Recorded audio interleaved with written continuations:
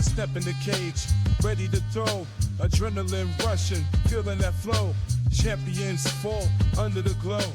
I'm the king, letting them know. Fight night, the lights, they gleam. A warrior's dream, hear the crowd scream. And the ring is all real. What's going on, ladies and gentlemen of the Fight Club of Monk MMA Talk? Brian, thank you for being back on our pod.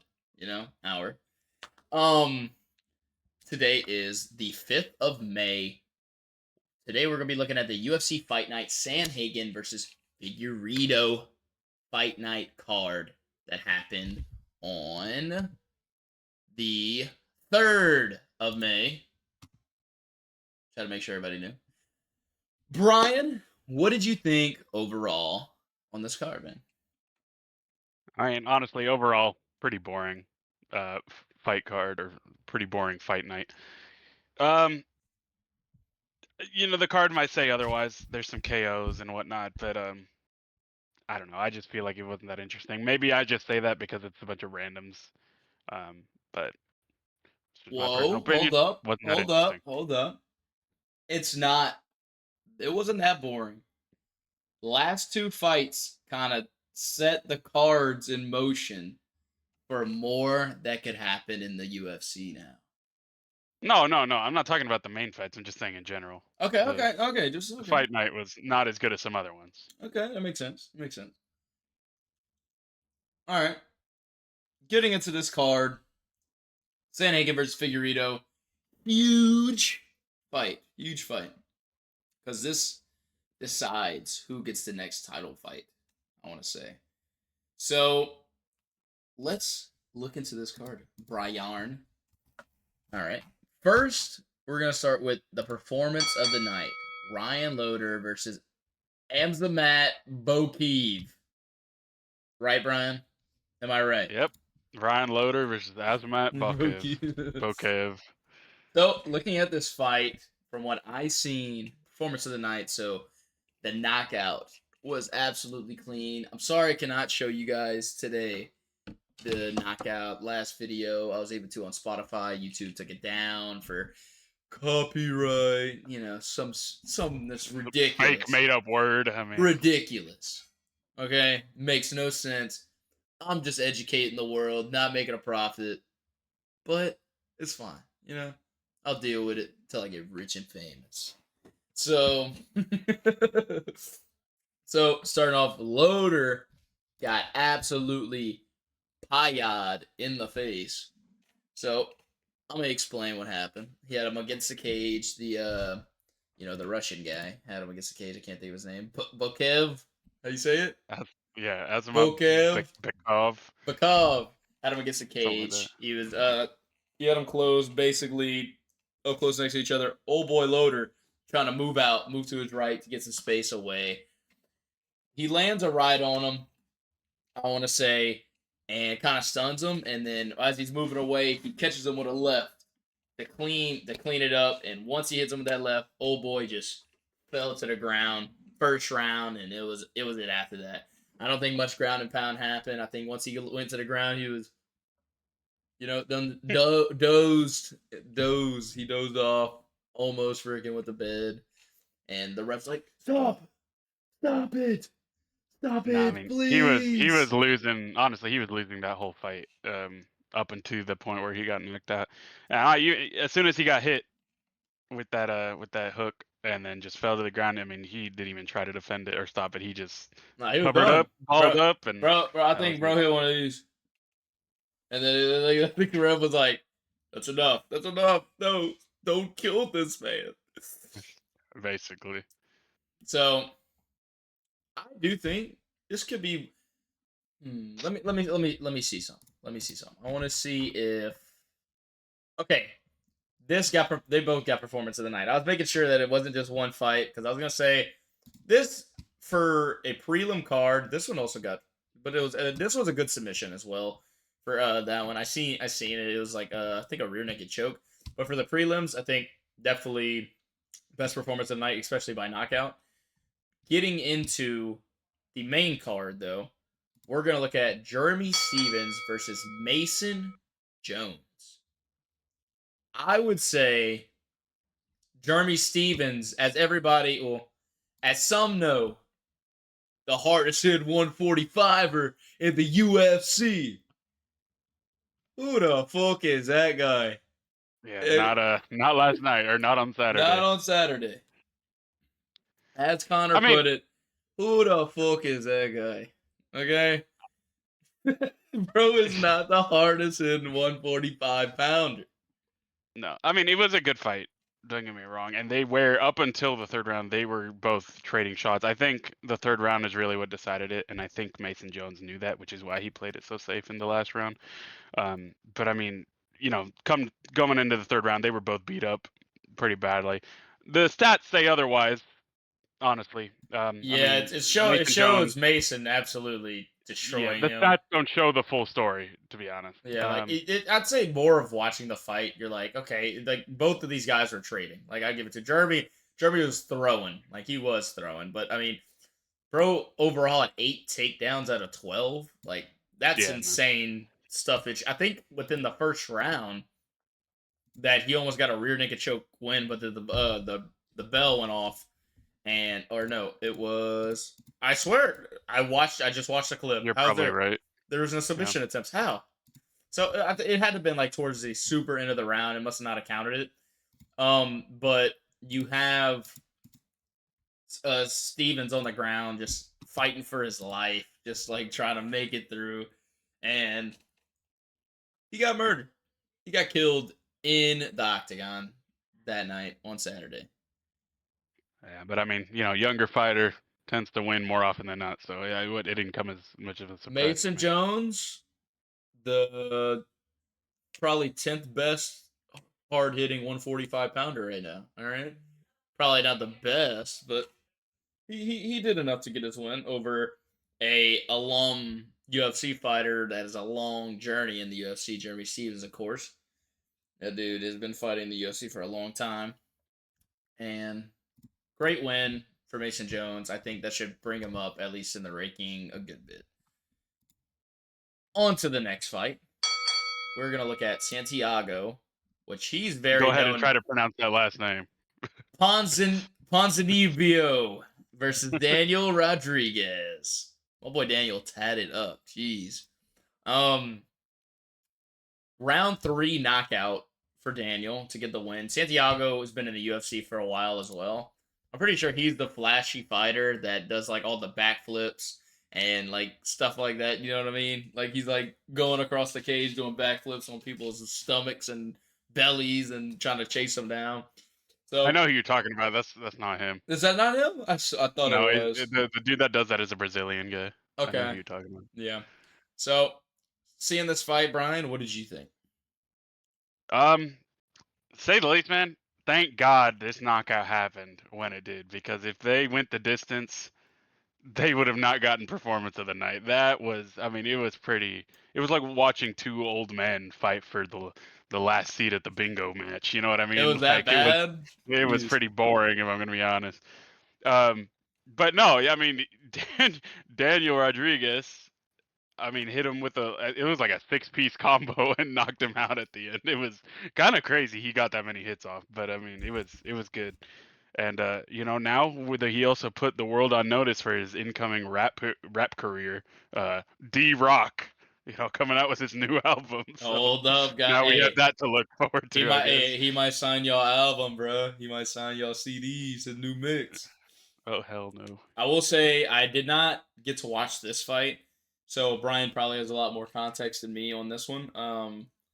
I just wasn't able to check it out at the time. I did watch the next two, but Brian, was it like an insane knockout or was it like a old man like ooh ooh? Uh, it wasn't the craziest knockout I'd seen, but I mean, a knockout's a knockout nonetheless, right? So, you know, it was like boom, boom, and then another one, and then another one, and then on the fifth and sixth, ooh, It was and then he clean. It went was for the. clean. It was clean, or it was a ground and pound. I don't even think he got to get the ground and pound off. He might have gotten one hit before the rest stepped in, but That's not it was bad pretty then. much done. Okay. Yeah. All right. On to the next. All right. Looking at Rainer de Ritter versus Bo Nickel. Insane fight.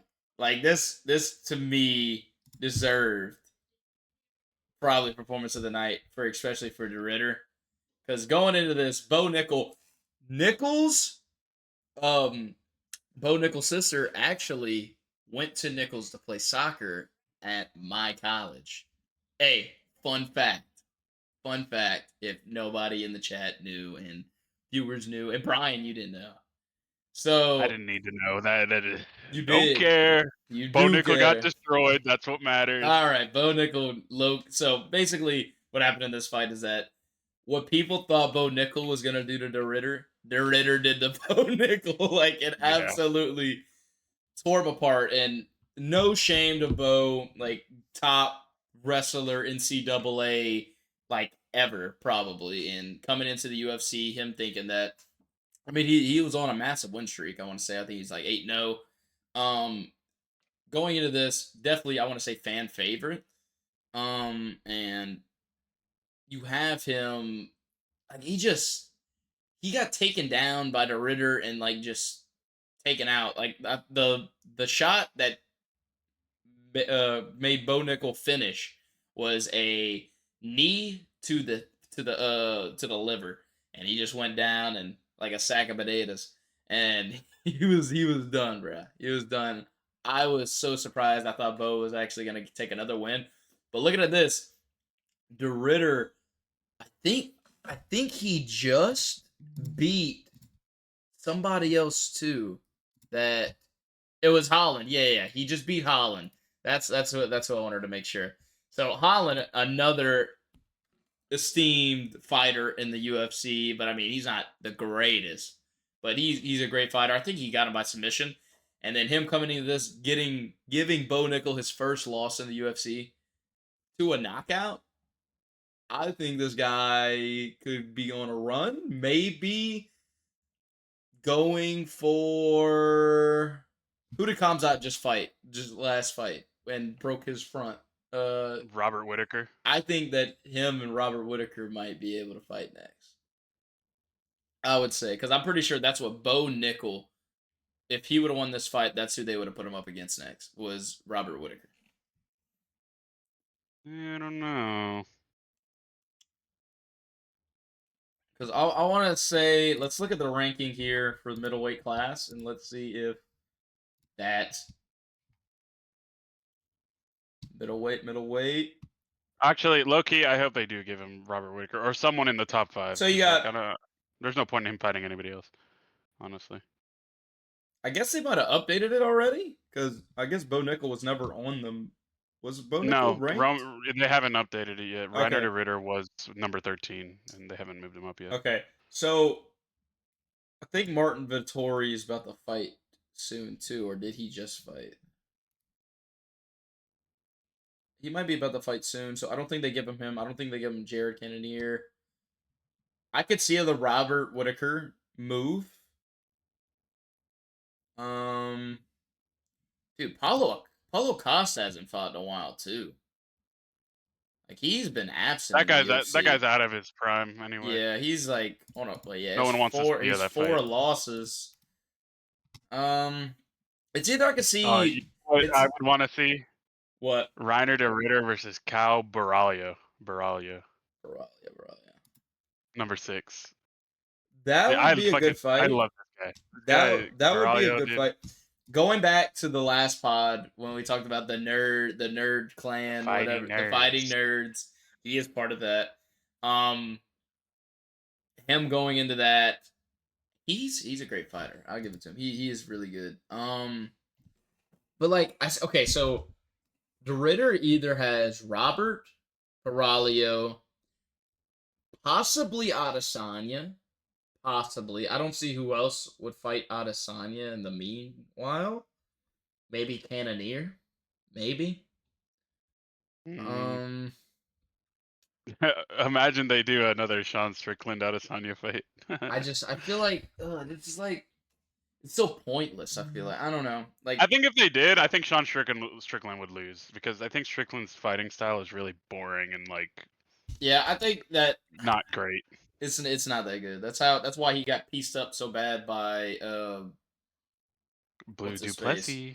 Well, it's not even that. Like 'cause the first fight, I would say that Strickland won that. Second fight, Duplessis whooped him. Yeah. I'm talking about Pereira, like the Pereira knocking out Sean because he just stood there and Oh yeah. hold up, guys, I'm gonna throw a kick. That's Um, what I hate. And he walks around like this, he and walks then around he'll like throw this, his kick. and then he'll like hit him. He'll throw a kick in the stomach, and then Yeah. like he just jabs the whole time. Like I like Strickland. He talks the talk, but he doesn't really walk it. He doesn't prove himself whenever it comes time to it. But I think the Ritter does move up pretty good. He probably becomes a top 10 spot in the UFC now. So it's either Yeah. Robert, Barallo, or Adesanya for me. I think that's the probably best pick for him because he's on top of his game right now. I think the most interesting fight would be Baraya because Robert Whitaker, I think he's on his decline. He's kind of getting Yeah. older. But you can see And Barallo maybe versus Adesanya or a Strickland fight maybe. I I think if Sean Strickland went against Baraya, he would lose that dude. I think so Like, too. It's like next is now who is next for Strickland? That's what I want to know. It's like who do you think would be next for Strickland for that? Because you already got Kamzat versus Duplessis. Kamzat wins that fight. I'm sorry to say it. 9 times out of 10, Kamzat wins that fight. So Kamzat is going to become the champion. Mark my words. If it's not true, Brian. I hope he does. I don't want to see Duplessis. Brian will get struck by lightning if I'm wrong. So I gotta make my bets. I gotta make my bets. Please don't meaningful. let it happen, please. Actually, I'll take one for the team. Brian, dude, your freaking camera's messing up. Fix it Dude, yours is now. messing up. It's yours, Brian. It's yours. But back to what we were talking about. On to the main event. Another performance of the night for Cory Sandhagen. I would say, like, Brian. There we go. If not, it's fine. Brian, Cory Sandhagen versus Figueredo. What do you think? What are you thinking? Brian?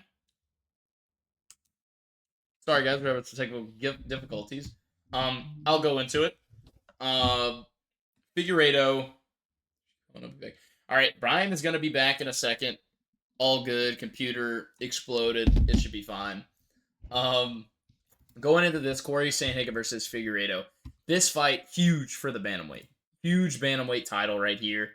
You have him coming in. I'm a big Sandhagen fan. Always been a great fan of Sandhagen. Figueredo, great fighter as well. Ex-champ, and I want to say the flyweight division. Or this might still be the bantamweight division.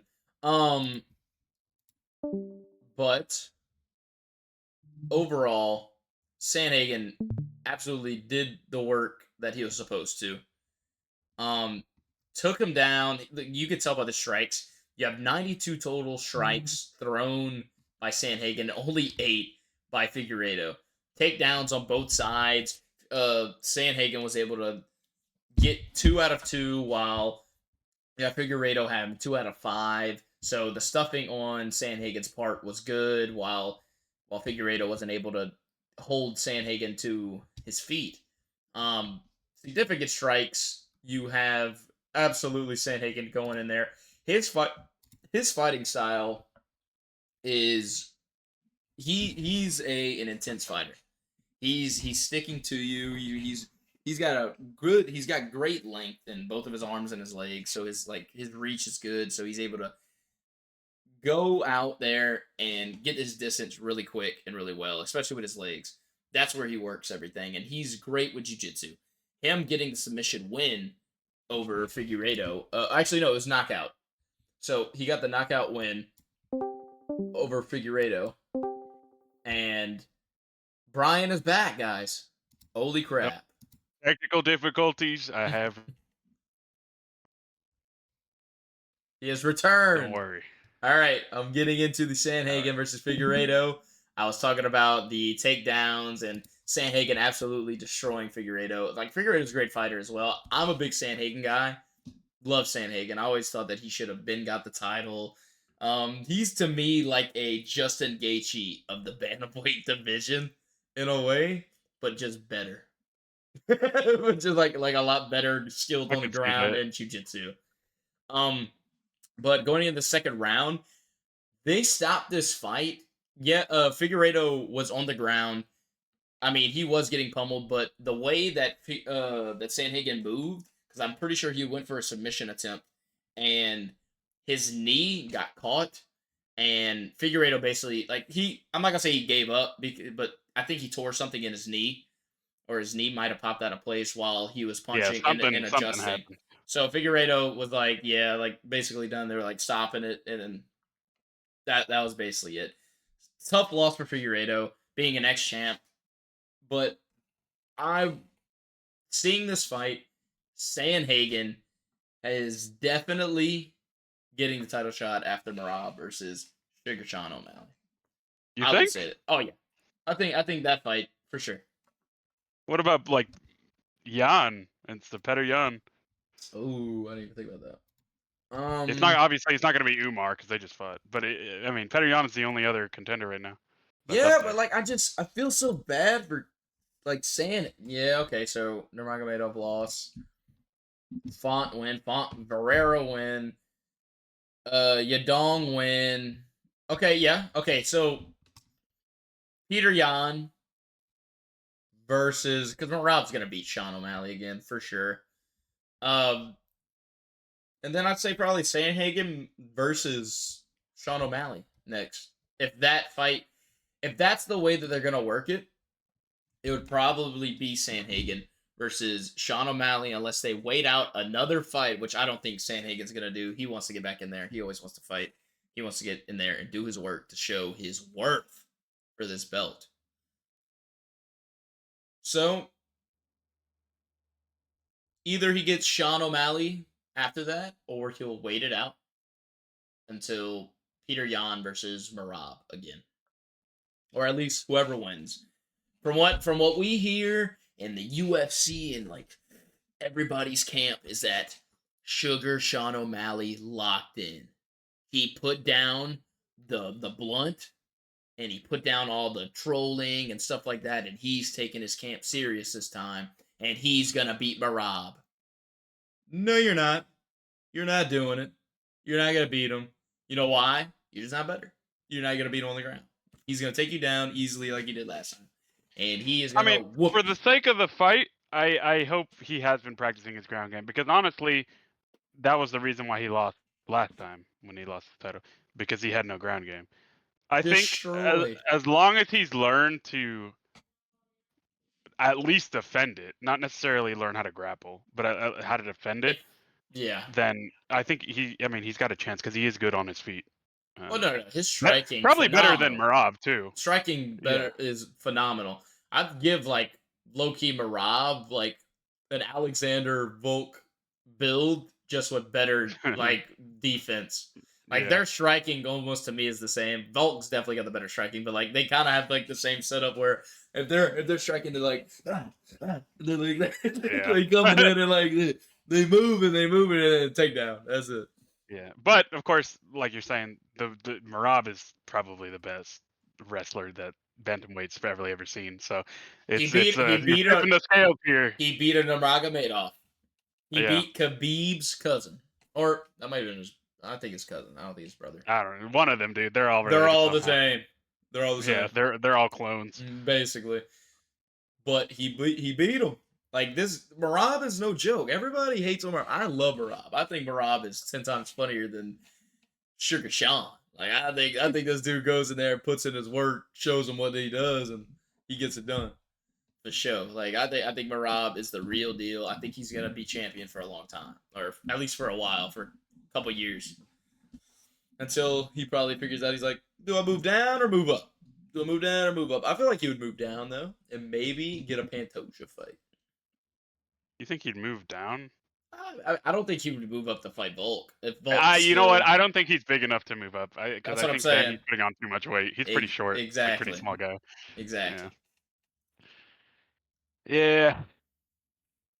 Well, looking at this fight overall, Brian, do you have any predictions for anything coming up, at least for any of these guys that we just went over? Well, I mean, really, the only thing that we want to predict here is the next title shot in the bantamweight division after this Sean O'Malley Merab fight. Of course. Is it going to be Petr Yan? Is it going to be Cory Sandhagen? I want to see Cory Sandhagen more. I will say that because I think he's a more interesting fighter. I mean, Petr Yan's last two fights both went to decision. But I don't want I to see do that. think Petr Yan is. I've watched Petr Yan for a while. I've always been a fan of him as well. Whenever he went against Sean O'Malley, I thought that he destroyed him. Like I thought that he absolutely beat him. It's just one of those things that like it just he had the title shot, got the knee to the head. I know we've talked about this before in other podcasts. Petr Yan kneeing Aljamain Sterling in the head, and then while fighting for the title shot in the 5th round, about to win the whole fight, knees him in the head, basically discontinued the fight, and ever since then he's been kind of on the up and down, up and down. But I mean, he's on his up now, number 2 in the division. So, seeing this, they're probably going to give it to Petr Yan if the Oh, yeah. title fight, just because he's number 2 and he hasn't fought since November last year. I don't even think if Sandhagen, like if he would fight Sean and Sean would beat him, I still think that Sandhagen would probably get the next shot anyways. Like I feel like it would just I don't know, know. dude. It's just Unless plot twist, Cory Sandhagen loses to Sean O'Malley, and then they give Song Yadong, the up and coming Korean fighter. Yeah. that No, I Sandhagen don't know. beat. Yeah, but that's the point. All right, recap over this fight card. Sandhagen with the victory over Figueredo. Performance of the night. DeRitter versus Bo Nickel. Performance of the night. DeRitter wins, and phenomenal like positioning and domination. Santiago lost to Rodriguez by the 5-piece and the banana split. Jeremy Stevens take it to decision. Forgot to show this. This is what happened to him in the 2nd round. I want to say him, or first maybe, that he got absolutely elbowed in the forehead and got cut open horribly, which probably didn't help Jeremy Stevens. And then looking at Ryan Loder versus Bekoev. Yep. And deserving performance of the night for him. Spectacular TKO for Azamat. Anything else you have to say, Brian, before the pod concludes? Listen, man, Reiner DeRitter's on a tear right now, and excited to see what he does. Everybody look out for him. No joke. Yeah, he's on the. No he's joke. he's put himself on the map. Oh yeah. Well, guys, I'm glad you're able to come watch. Newcomers, glad you guys are able to come see this. Keep supporting me. We're gonna come out with videos. I'm sorry I've been a little late on some. Me and Brian busy with class, trying to get them out. And just come back, man. We enjoy making these. I love talking about UFC. I'm trying to get press passes for the Poirier fight. Never got emailed back. I'm gonna keep. Never got emailed back. Trying. Please, UFC, if you see this video, help me out. Don't worry. I'll call Dana White. I got him on my contact list. Don't worry. Oh, hey, you talk to him. I'll talk to Joe. Yeah. Okay. All right, guys. See you guys in the next pod. Later. Point, Brian. Point. I step in the cage, ready to throw. Adrenaline rushing, feeling that flow. Champions fall under the glow. I'm the king, letting them know. By night, the lights, they green.